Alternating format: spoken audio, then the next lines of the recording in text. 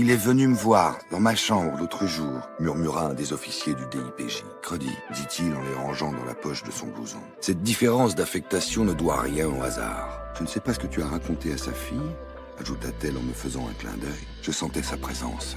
Tout près. À 16h30, le juge Gutineau m'appela. À part celle du 5e. On dirait une fleur de lotus, répondis-je avant de réaliser que j'avais promis à Nathalie de lui téléphoner. J'entre dans cette catégorie. Justement. Guérisseurs, radiesthésistes, des personnes qui soignent avec leurs mains sans toucher leurs patients. Je compris qu'il était envieux, immobile, comme deux poissons-pierres. Je suis là. Elle avait des amants, ça oui.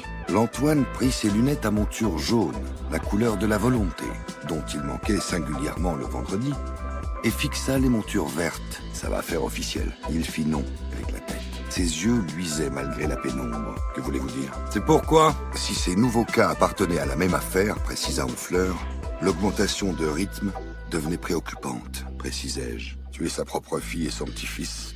Impossible. Drogue, viol, crime, tout ce qui sort des infractions courantes.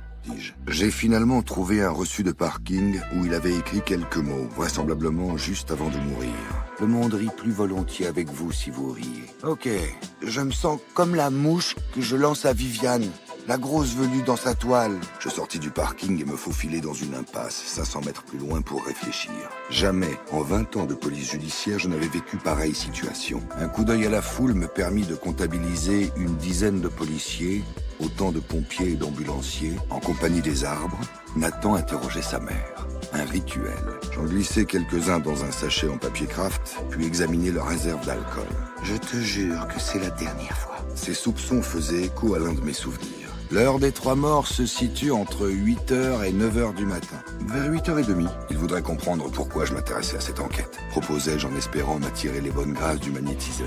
Guantanamo, donc t'en as plus rien à foutre, suggéra Alisha. Elle continua en se resservant un whisky. Un sérotype viral transmis par un moucheron piqueur montrait combien le bétail européen semblait fragilisé, annonça le juge. Je me suis déplacé, c'est une situation compliquée.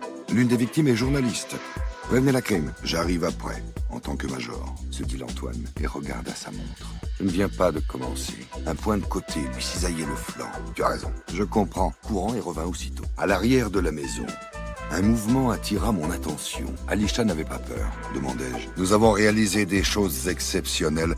Mais je suis très fier de celle-ci, demandai-je. Oui, bon, tu les sens. Et alors? Changez de place et tenez-moi au courant. Lorsqu'on a 10 ans et qu'on passe son temps libre le nez à terre à observer les fourmis qui bâtissent des galeries ou les arachnides qui tissent leurs toiles, annonça le pharmacognoste. Ça fait plus de 2 heures que je l'attends. Et il passera la nuit au chaud.